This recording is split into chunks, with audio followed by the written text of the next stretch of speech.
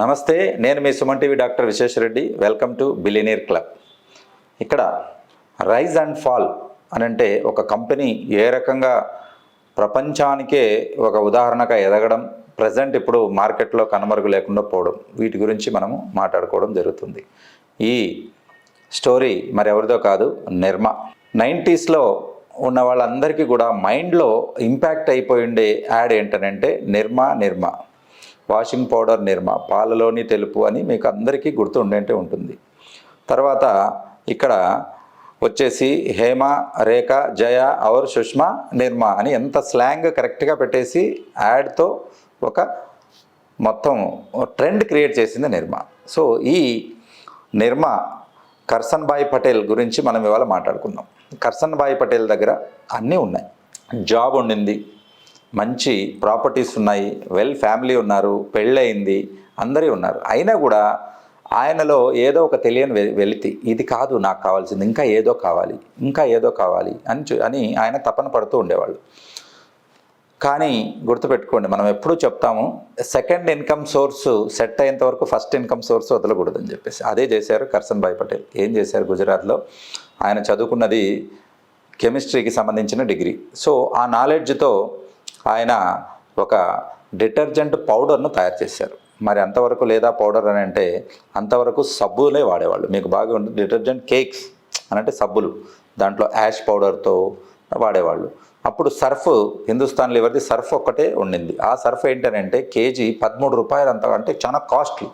ఇప్పుడు మనకు 13 తక్కువే, కానీ 90స్లో 13 రూపాయలు అంటే చాలా ఎక్కువ. సో అంత కాస్ట్లీ ఉండింది అన్నట్టు. సో ఈయన ఏం చేశాడు, పగలంతా డ్యూటీ చేసుకుంటూ సాయంత్రం అంతా ఆయన ప్రిపరేషన్ ఆయనే చేసుకుంటూ 10x10 అనంటే 10x10 అనంటే 100 చదరపు అడుగుల గదిలోనే ఆయన ఇవన్నీ తయారు చేసుకుంటూ రీసెర్చ్ చేసుకుని ఒక పౌడర్ను తయారు చేసి ఆ పౌడర్ను ఆయన స్ట్రీట్స్లో పోయి అమ్మేవాడు. సైకిల్ మీద వెళ్ళి అమ్మేవాడు.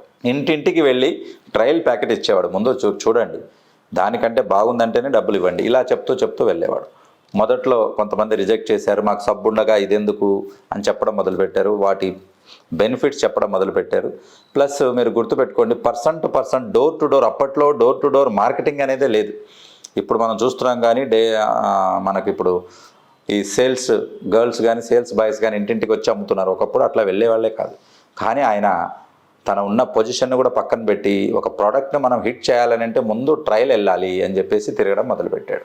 అలా తిరిగిన తర్వాత వాళ్ళు వాడాక మళ్ళీ తీసుకోవడం మొదలుపెట్టారు.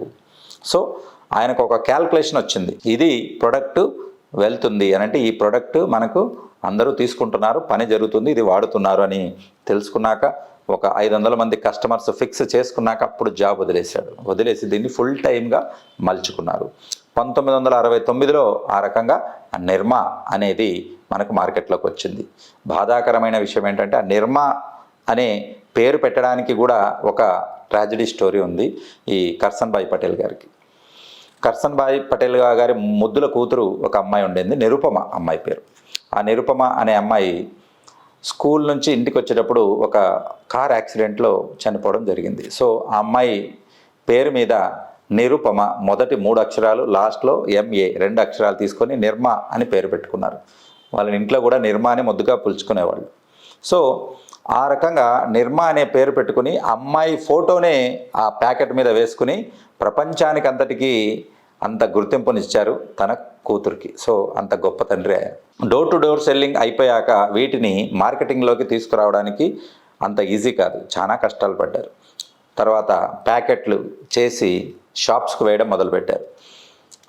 ఒకప్పుడు షాప్స్ వాళ్ళది ఎలా ఉండిందని అంటే వాళ్ళు చాలా అంటే జనాలు వాళ్ళ దగ్గరికి వెళ్ళేవాళ్ళు, కాబట్టి వాళ్ళకి ఎక్కువగా అహంకారంగా ఉండేది. కాబట్టి మనము ప్యాకెట్లు ప్రోడక్ట్ వేశాక వాళ్ళు డబ్బులు ఇచ్చినప్పుడే తీసుకోవాలి, మనం అడిగినప్పుడు ఇచ్చేవాళ్ళు కాదు. ఈ రకంగా చాలా ఇబ్బంది పెట్టేవాళ్ళు. ఈయనేమో సరుకు ఎక్కువగా తయారు చేశారు, తర్వాత ఆ సరుకు వాళ్ళు అమ్మాక డబ్బులు వెనక్కి ఇచ్చేవాళ్ళు కాదు. అలా ఇవ్వకపోయేసరికి కంపెనీ దివాలా తీస్తుందేమో అనే పరిస్థితికి వెళ్ళిపోయింది. అప్పుడు కర్సన్ భాయ్ పటేల్ గారు ఒక కఠినమైన నిర్ణయం తీసుకున్నారు. గుర్తుపెట్టుకోండి, ఎప్పటికైనా కూడా మనము సవాళ్ళు ఎదుర్కొన్నప్పుడు కఠినమైన నిర్ణయాలు మనల్ని నిలబెడతాయి. ఏంటి ఆ కఠినమైన నిర్ణయాలు అని అంటే ఎవరెవరైతే అమౌంట్ పే చేయట్లేదో స్టాక్ పెట్టుకున్నారో ఆ స్టాక్ అంతా రిటర్న్ తెప్పించుకొని మొత్తం గోడౌన్లో పెట్టేశారు.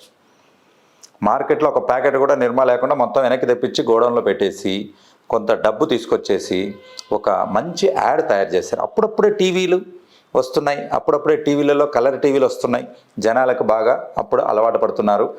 టీవీ అనేది ఆడియో విజువల్, అప్పటి వరకు ఓన్లీ రేడియోలోనే వచ్చాయి యాడ్స్, టీవీలో కూడా రావడం అనేది అప్పుడే మొదలైంది. సో ఆయన లక్షలు ఖర్చు పెట్టి, అప్పట్లో అంటే ఇప్పట్లో కోట్లు అనుకుందాం, లక్షలు ఖర్చు పెట్టి సంగీత బిజ్లా అనే ఒక మంచి హీరోయిన్ని తీసుకుని, అందమైన హీరోయిన్తో అక్కడ ఒక యాడ్ క్రియేట్ చేశారు. ఆ యాడే 1 నిమిషము 30 సెకండ్లు ఉండే యాడ్ భారతదేశపు యొక్క డిటర్జెంట్ మార్కెట్ స్థితిగతులను మార్చేసింది. అది ఏంటనంటే వాషింగ్ పౌడర్ నిర్మా, పాలలోని తెలుపు నిర్మాతో వచ్చింది అని చెప్పేసి, అలాగే హేమ, జయ, రేఖ, సుష్మా అందరూ వాడే నిర్మా అని చెప్పేసి వాళ్ళకు తెలియకుండానే వాళ్ళ మైండ్లోకి నిర్మాణం చొప్పించేశారు. అలాగా ఎంతలా యాడ్ బొంబార్డింగ్ అంటారు. బొంబార్డింగ్ అంటే పొద్దున, మధ్యాహ్నం, సాయంత్రం, రాత్రి ఎప్పుడు యాడే వచ్చేది. యాడ్ చూడంగానే అందరూ ఇది పరిగెత్తుకుంటూ వెళ్ళి ఆ షాప్లో అడగడం మొదలుపెట్టారు, నిర్మా ఇవ్వండి అని. కానీ అక్కడ చూస్తే నిర్మా ప్యాకెట్లు ఎక్కడ ఉన్నాయని గోడౌన్లో ఉన్నాయి. సో అప్పుడు వాళ్ళు వచ్చేసి, కర్సన్ భాయ్ మాకు నిర్మా కావాలంటే నాకు డబ్బులు కావాలి అన్నాడు ఆయన. సో వాళ్ళు డబ్బులు అడ్వాన్స్గా కట్టి మరీ ప్యాకెట్లు తీసుకెళ్ళడం మొదలుపెట్టారు. అది డేర్ అని అంటే. కాబట్టి అక్కడ ఆ డేర్ స్టెప్ అనేది ఏదైతే తీసుకున్నాడు కదా, అంటే ముందు మార్కెట్లోకి అందరికీ అలవాటు చేసి తర్వాత ప్రొడక్ట్ను డిమాండ్ పెంచడం అన్నట్టు. అప్పుడు అంతవరకు వీళ్ళు ఎంటపడేవాళ్ళు.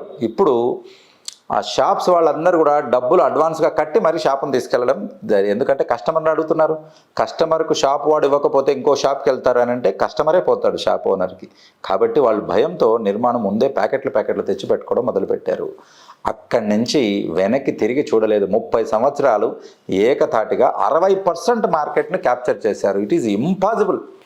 మీరు ఏదైనా మార్కెట్ తీసుకోండి, సోపులు, షాంపూలు, ఏదైనా కూడా 60% మార్కెట్ను క్యాప్చర్ చేయడం అనేది హైలీ ఇంపాసిబుల్. అలా క్యాప్చర్ చేయగలిగారు. ఎలా అనంటే ప్రైస్తో కొట్టారు. హిందుస్థాన్ లీవర్ 13 రూపాయలకు అమ్ముతుంటే ఈయన 3 రూపాయలకు అమ్మేవాడు.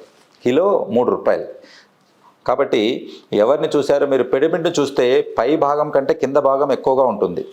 అలాగా మిడిల్ క్లాసు, లోయర్ క్లాస్ వాళ్ళని ఎక్కువగా టార్గెట్ చేసుకుని ఆయన ఎంటర్ చేశారు. సో ఈ రకంగా 30 ఏళ్ళు ఏకదాటిగా ఏలాక 35,000 కోట్ల సామ్రాజ్యాన్ని సృష్టించగలిగారు కేవలం ఒక నిర్మాత. సో ఆయన మనకు ఎన్నో గుణపాఠాలు నేర్పిస్తారు. అందులో ఫస్ట్ గుణపాఠం ఏంటంటే never say no to any work. ఏ పనికైనా మనము నో అని చెప్పకూడదు. ఆయన నేను జాబ్ ఎంప్లాయీ కదా, నాకు అన్నీ ఉన్నాయి కదా, ఎందుకు చేయాలి అని అనుకోలేదు. సైకిల్ మీద తిరిగారు. అఫ్కోర్స్ అప్పుడు సైకిల్ కూడా గొప్పదే ఉండడం, కానీ ఇంటింటికి వెళ్ళి వేయడం అనేది చాలా తప్పు. ఎందుకంటే ఈగో అనేది చాలా మందికి ఉంటుంది. మనం ఎక్కడైనా ఒక పని చేయమంటే ఫీల్ అయిపోతుంటారు. ఎవరైనా స్టాఫ్కు కొంచెం టేబుల్ తుడవండి అని అంటే నేను టేబుల్ తుడవాలా అనేటట్టు చూస్తారు. ఎవరి పని వాళ్ళు చేసుకోవాలి. మహాత్మా గాంధీ ఆయన టాయిలెట్లో ఆయన కడుక్కున్నాడంట.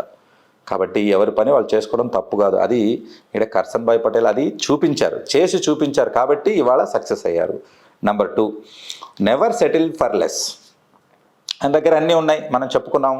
హ్యాపీ ఫ్యామిలీ ఉంది, మంచి ఆస్తులు ఉన్నాయి, జాబ్ ఉంది, ఇంకా నాకు ఎందుకు కావాలి అనుకుంటే ఇవాళ ఈ 35,000 కోట్ల సామ్రాజ్యాన్ని సృష్టించే వాళ్ళు కాదు. ప్రపంచమంతా ఆయన గురించి మాట్లాడుకునే వాళ్ళు కాదు. ఆ అమ్మాయి పేరు నిర్మా ప్రపంచానికి తెలిసేదే కాదు. కాబట్టి అవన్నీ ఏమనుకున్నాడు, నాకు ఇది కాదు ఇంకా ఏదో కావాలి అని చెప్పారు.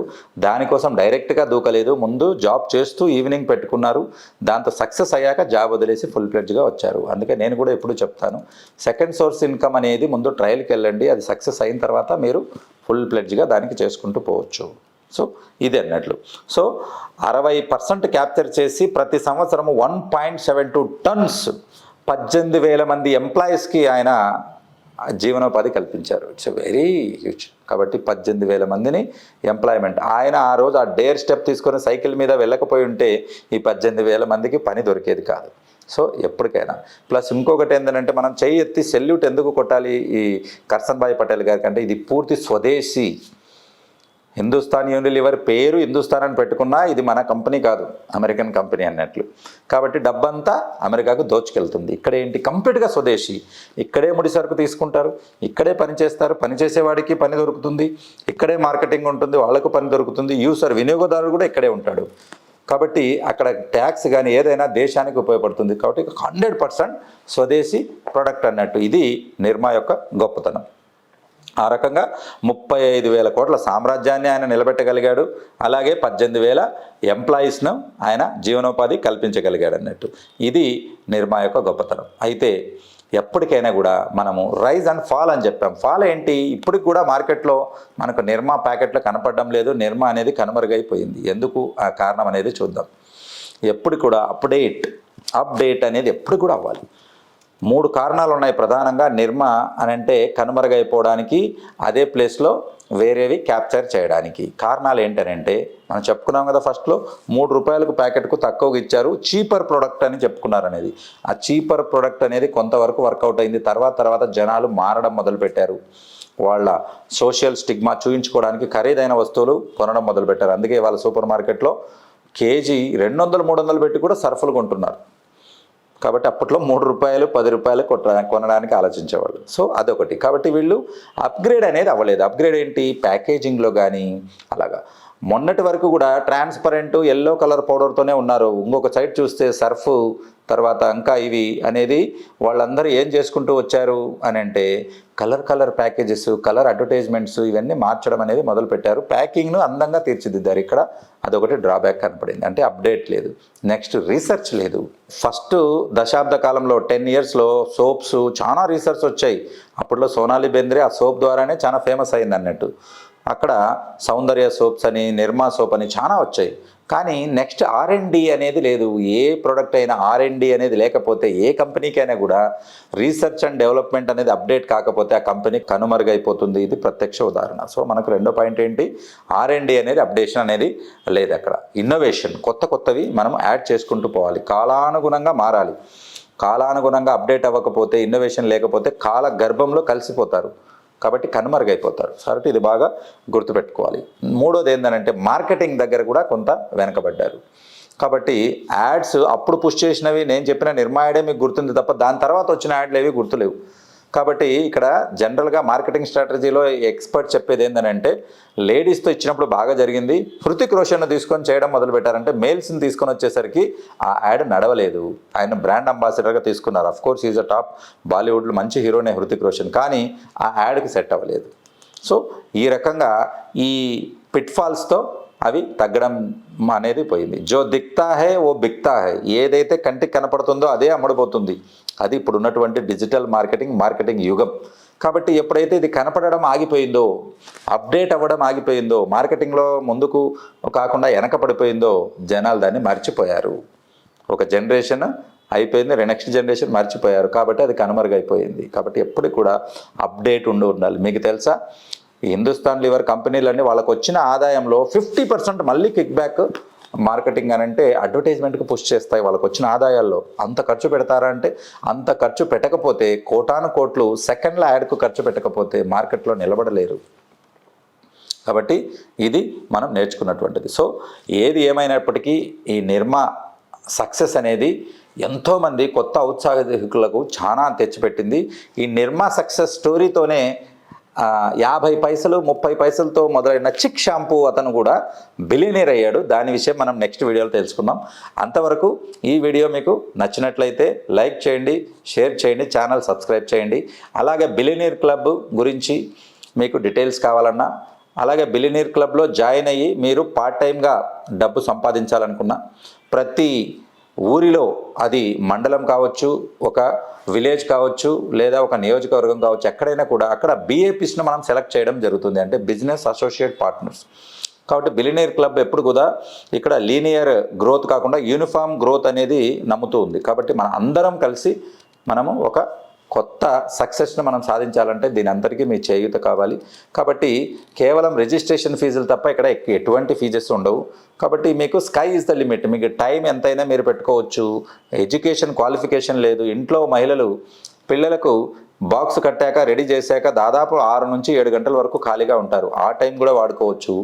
10th ఇంటర్మీడియట్ కనీసం మంచిగా మాట్లాడడం వచ్చిన వాళ్ళు, రాయడం చదవడం వచ్చిన వాళ్ళు తెలిసి ఉంటే చాలు, వాళ్ళు ఈ BAPస్గా జాయిన్ అవ్వచ్చు. వివరాలకు కింద కనపడిన నంబర్లకు మీరు వాట్సాప్లో I'm interested for business associate partners BAP అని మీరు చెప్పినట్లయితే మీ అందరికీ ఒక జిమ్ మీటింగ్ కండక్ట్ చేస్తాను. కండక్ట్ చేసి వివరాలన్నీ వివరంగా మీకు చెప్పడం జరుగుతుంది. శివ